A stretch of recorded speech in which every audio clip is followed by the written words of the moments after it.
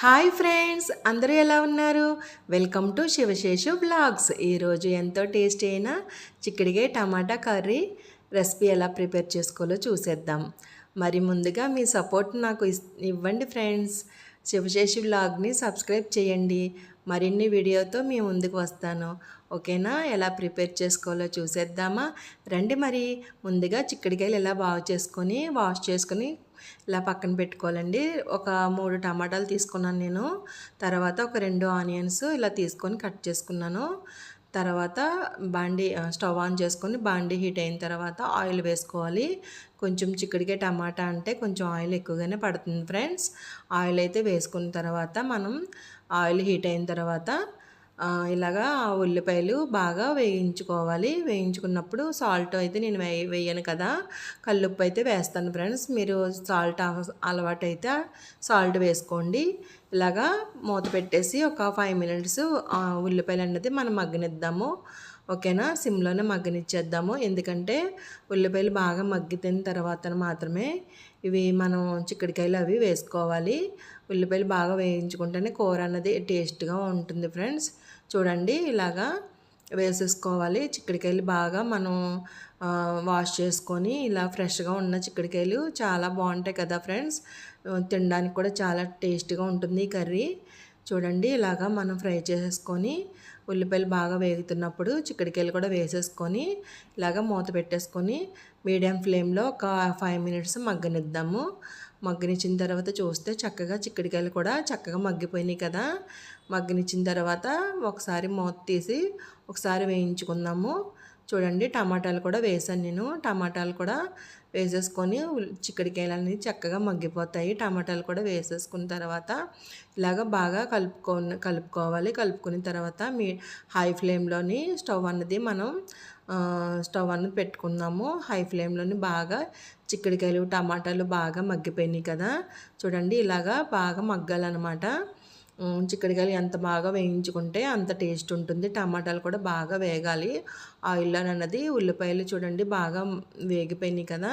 ఇప్పుడు మనం ఒక 1/2 స్పూను పసుపు వేద్దాము. పసుపు వేసిన తర్వాత బాగా కలుపుకోవాలి. ఇలాగ కలుపుకున్న తర్వాత చూడండి, పసుపు అన్నది పచ్చివాసన రాకుండా మనం ఇలాగ ఫ్రై చేసుకోవాలి. చిక్కుడుకాయలు బాగా మగ్గిపోయినాయి కదండి.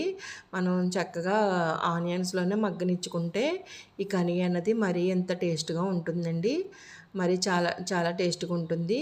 ఒక స్పూను కారం అయితే వేసాను. ఎప్పుడు కూడా వెజిటేబుల్స్లో మనం కారం ఎక్కువగా వేసుకోకూడదు. నాన్ వెజ్లో వేసుకున్నా పర్వాలేదు, కానీ వెజిటేబుల్లో తక్కువ కారం వేస్తేనే ఆ కూర అన్నది టేస్ట్గా ఉంటుంది. ఇది చిన్న టిప్ ఫ్రెండ్స్, మీరు కూడా ఫాలో అవ్వండి. ఓకేనా? చూడండి, తర్వాత ఒక 1.5 గ్లాస్ వాటర్ అయితే వేసాను. మనం కాయగూరలైనా సరే ఎక్కువ వాటర్తో ఉడికించుకుంటే చాలా టేస్ట్గా ఉంటుంది. కాయగూరలని తక్కువ ఫ్రై అయిపోయినాయి కదా అని చెప్పి తక్కువ వాటర్ వేసి చాలామంది కొద్దిగా మగ్గనిస్తారు. కానీ కొంచెం వాటర్ కూడా సరిపడేలాగా వేసుకుంటేనే బాగా కాయగూరలు బాగా ఉడుకుతేనే అందులో ఉన్న టేస్ట్ అన్నది మనకు తెలుస్తుంది. ఎక్కువగా ఉడకనిచ్చడం వల్ల కాయగూరలు కూడా మంచిది కదా ఫ్రెండ్స్. అందులో విటమిన్స్ అవి మనకి చక్కగా అందుతాయి కదా. చూడండి, బాగా వేగిపోయింది. చూడండి, వాటర్ అంతా మనం బాగా మగ్గనిచ్చుకోవాలి. వాటరీగా ఉంచకుండా బాగా మగ్గనివ్వాలి. ఇప్పుడే మనం కొంచెం సాల్ట్ సరిపోయిందో లేదో, అడ్జస్ట్ అయిందో లేదో చూసుకుందాము. చూసుకున్న తర్వాత సాల్ట్ అయితే వేసుకోవాలి ఫ్రెండ్స్. ఇప్పుడు నేను సాల్ట్ అయితే వేస్తున్నాను. కల్లుప్పు వేస్తాను కదా నేను, వాటర్ ఎక్కువ ఉందని కల్లుప్పు వేస్తున్నానండి. మీరు లేదంటే సాల్ట్ వేసుకోండి. ఓకేనా ఫ్రెండ్స్? చూడండి, సాల్ట్ వేసిన తర్వాత బాగా కలుపుకొని మూత పెట్టేసి చూడండి, ఈ వాటర్ అంతా మగ్గాలండి. మగ్గిన తర్వాత మాత్రమే చిక్కుడుకాయ అనేది టేస్ట్గా ఉంటుంది. మూత పెట్టేసి ఒక 5 మినిట్స్ ఇలాగా హై ఫ్లేమ్లోనే 5 మినిట్స్ ఉంచేద్దాము. చూడండి, చక్కగా వాటర్ అనేది మగ్గిపోతుంది. చూడండి, మూత తీసి చూస్తే చక్కగా మగ్గిపోతుంది. వాటర్ అసలు లేదు కదా. చూడండి, మీకు ఎంతో టేస్టీ అయిన చిక్కుడుకాయ కర్రీ అయితే మీకు ప్రిపేర్ అయిపోతుంది. మీరు కూడా ఇలాగే వండుతారా?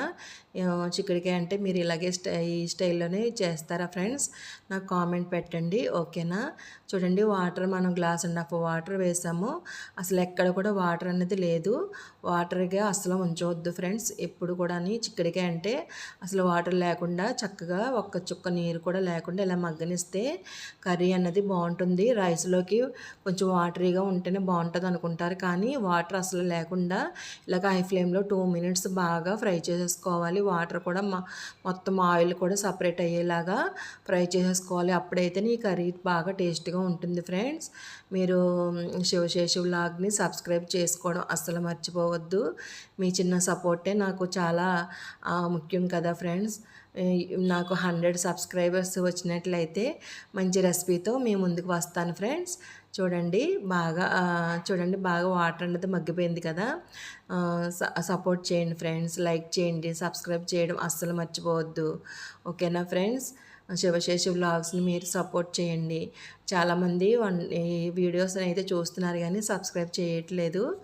నాకు సబ్స్క్రైబ్ చేయండి, లైక్ చేయండి, షేర్ చేయండి, కామెంట్ పెట్టండి ఫ్రెండ్స్. మీకు మరిన్ని వీడియోస్ రెసిపీస్ కోసం శివశేషి వ్లాగ్ని సబ్స్క్రైబ్ చేయండి. మీకు ఏవైనా వంటలు ఏమైనా డౌట్స్ ఉంటే నాకు కామెంట్ చేయండి. మీరు చెప్పిన రెసిపీస్ నేను ట్రై చేస్తాను. మీకు ఎలా చేయాలో అని సింపుల్గా చేసి వీడియోస్ చేసి పెడతాను ఫ్రెండ్స్.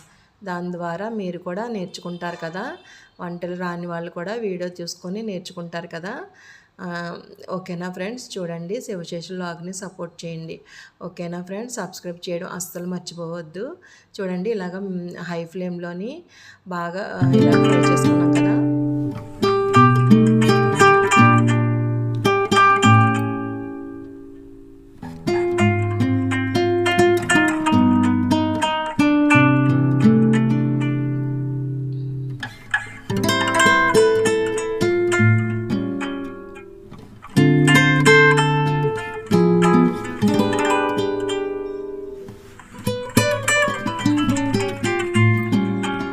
సర్వింగ్ బౌల్లో సర్వ్ చేసేసుకుందాం ఫ్రెండ్స్.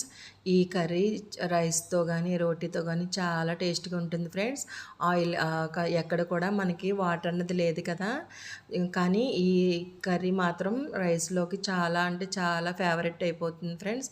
చాలా టేస్ట్గా ఉంటుంది. మీరు కూడా ఇలాగ సింపుల్గా రెసిపీ చేసి ట్రై చేయండి. ఓకేనా? సబ్స్క్రైబ్ చేయడం అస్సలు మర్చిపోవద్దు.